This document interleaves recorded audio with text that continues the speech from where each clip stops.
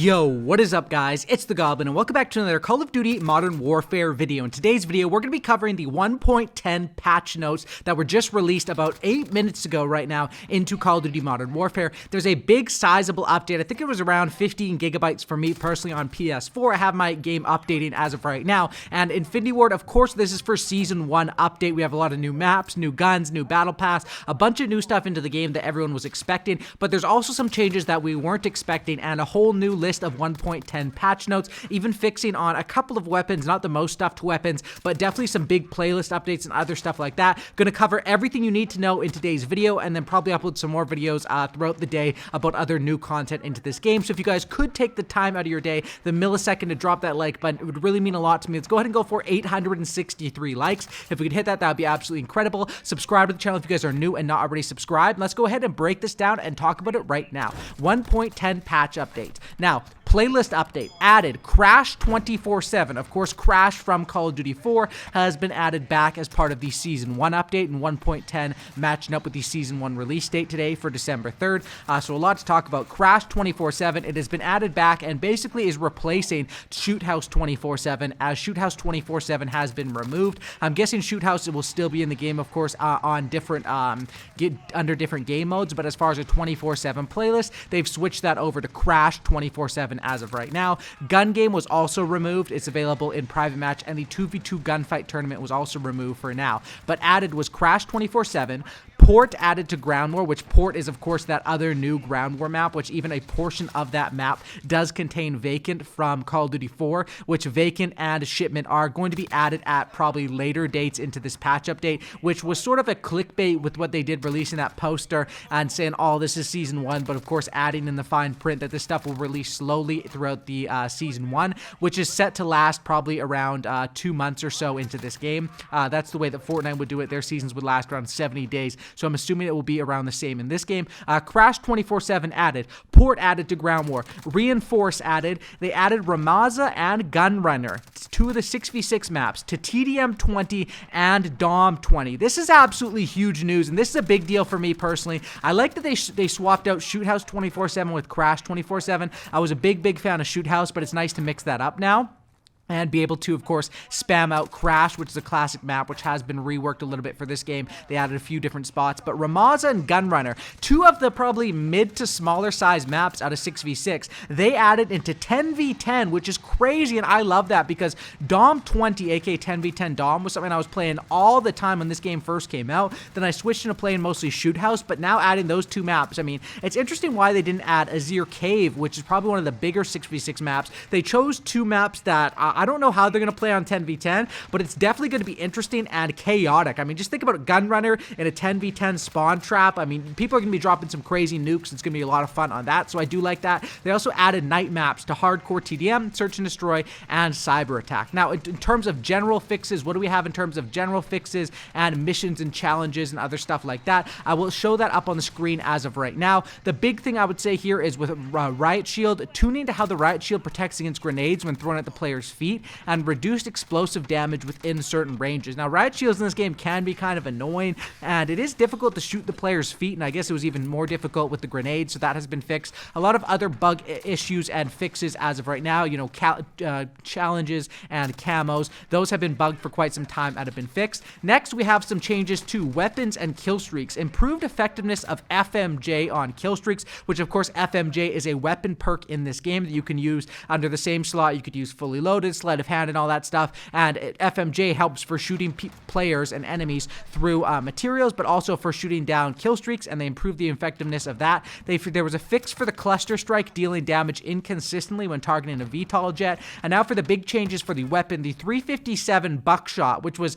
probably the most overpowered thing in this game since the 725, which 725 still is ridiculously good in this game, but since that has received some nerfs, the 357 buckshot, they've reduced the damage range, reduced the effect of hip fire damage, and tuned spread adjustments from barrel attachments. So some pretty big nerfs to that weapon. That thing was just ridiculous. And as far as a secondary, I mean, it's one thing if you have to run overkill to get one of these overpowered shotguns, but with this pistol, it was basically a pistol shotgun. You didn't even have to run overkill. You could slap on EOD and have this thing working. So for the buckshot, reduced damage range, reduced effective hip fire damage, and tuned spread adjustments from barrel attachments. Next is menu damage stat bar adjustments for miscellaneous LMGs. So I'm guessing just where they displayed, like, you know how Call of Duty always displays the stats of like damage, accuracy, mobility under their weapons? That has been known to be fairly inaccurate over the years, and looks like it was in this game. They've updated it for the damage bars for the LMGs. That doesn't mean that the LMGs got more damage. It just means they fixed how it displays, and some other fixes for that, other fixes for bugs or things around weapons. And next we have some more changes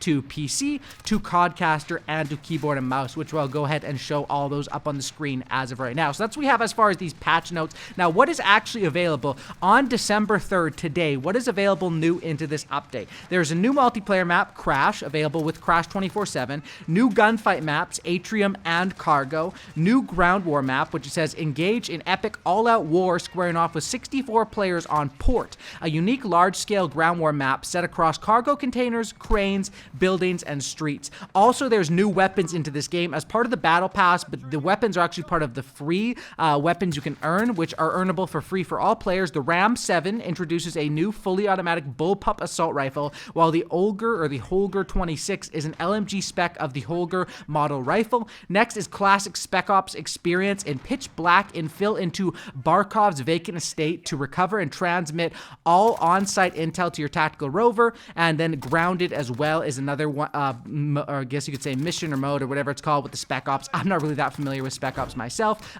They also had Operation Strombox added, and then a new multiplayer mode for, of course, multiplayer in this game, reinforced a hybrid mode between domination, search and destroy, and search and rescue.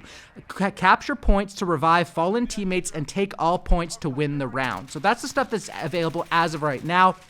Now, what else is going to be available throughout Season 1? New multiplayer maps. Joining Crash later in this season are 2 more reimagined maps from Call of Duty 4. It's interesting how they say reimagined, which means, of course, they've done slight changes to it. Just like on Crash, we've seen from the early releases and stuff that there's actually this head glitch added in this little camping spot, which patrols the whole middle map, which is kind of ridiculous that, of course, even on the old classic weapons, nobody was really complaining that Crash was too small of a map. I don't think ever in the history of Call of Duty. Maybe when you get Shipment or Rust or some of these, maybe Nuketown even, people complain those are too small. But Crash, I mean, that was like a mid-sized map. Adding a head glitch there is, I don't know so much. Also a new gunfight map, Shipment. So obviously Shipment's going to be coming out for a gunfight as well as multiplayer. But this stuff is all coming out later during the season. So I'm guessing how it's going to work is, you know, whatever in 2 weeks or 3 weeks, whenever this stuff is released, they'll switch over Crash 24/7 and make it maybe Vacant 24/7 or Shipment 24/7 or whatever that's going to be. There's also new Spec Ops experiences that are being coming out later into the season,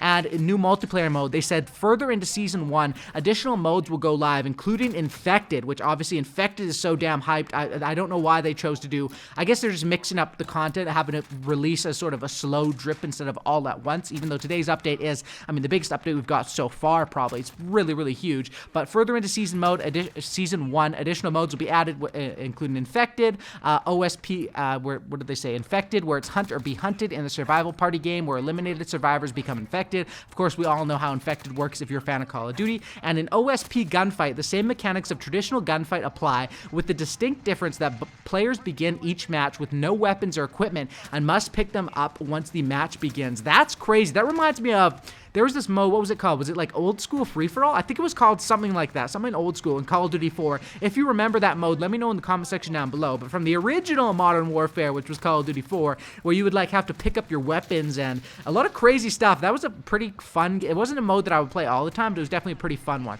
Also added into the game now, of course, there's the Battle Pass system and all of that. But with this year, there also is an in-game shop. All of the items available as bundles, giving players a variety of content for a set amount of Call Call of Duty points. The in-game shop features new operator skins, watches, calling cards, emblems, and more in different curated bundles for fans to purchase. The price ranges from 500 COD points up to 2,400 COD points with bundles so far, but that is subject to change, and there's a few bundles available right now in the item shop. Should be available for most people, or I think on all consoles, right? The Huntsman, Night Stalker, and Fireclaw. So a couple little bundles. In addition to the Battle Pass, players can also use their Call of Duty points to obtain bundles that will be updated weekly and contain multiple cosmetic items ranging from weapon blueprints, a new operator skins, as well as various vanity accessories. So that's from Activision. The in-game store will be updated weekly with new cosmetic items and bundles to pick from. So this system probably closely resembles,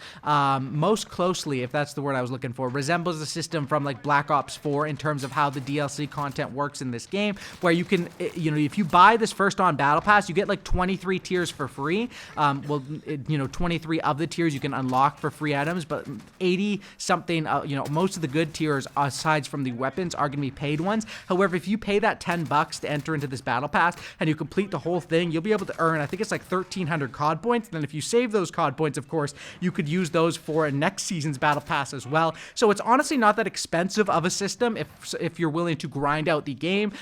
It's a decent system as of right now, but we're gonna have to wait and see, because obviously Black Ops 4 had a decent system off the start as well, and they sort of switched that up halfway through to make more money. So that's what we have as far as this 1.10 patch update. A lot of stuff to cover today. I'll definitely have more videos out later tonight talking about this, so I'd appreciate some support. Smack a like, subscribe to the channel if you guys are new, and I'll catch you on the next one, and I'm out. Peace.